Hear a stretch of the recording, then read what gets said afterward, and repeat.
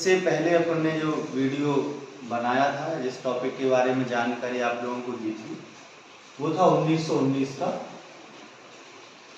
अधिनियम, जो हमने यूट्यूब पर डाला। और 1919 के अधिनियम की सबसे महत्वपूर्ण विशेषता थी प्रांतों में द्वैध शासन। और प्रांतों में द्वैध शासन का मतलब है कि कहीं ना कहीं ब्रिटेन की सरकार अब भारत में उत्तरदायी शासन प्रारंभ कर रही है, कि कहीं ना कहीं रिस्पॉन्सिबल गवर्नमेंट दें। और उन्होंने प्रांतों में जो विषय थे उनको दो भागों में बांट दिया, एक आरक्षित विषय, एक हस्तांतरित विषय।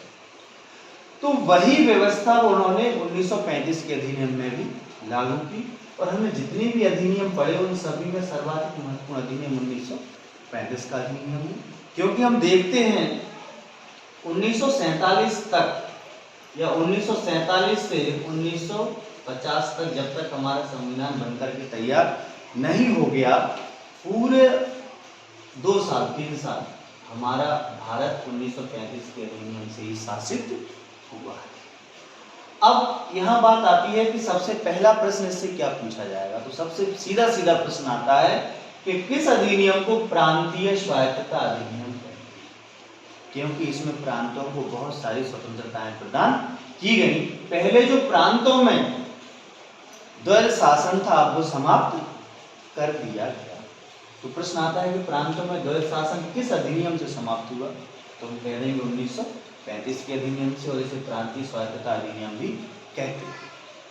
दूसरा, जब प्रांतों में द्वैध शासन समाप्त हो गया तो केंद्रों में द्वैध शासन प्रारंभ हो गया। अर्थात जो केंद्र के विषय थे, सब्जेक्ट थे, उनको 1919 के अधिनियम के जैसे ही 2 भागों में बांट दिया गया, आरक्षित विषय और हस्तांतरित विषय।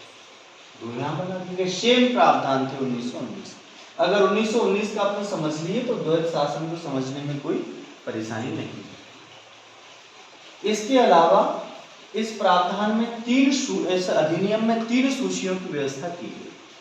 1919 में केवल 2 सूचियां थी, केंद्र के विषय और प्रांतों के विषय।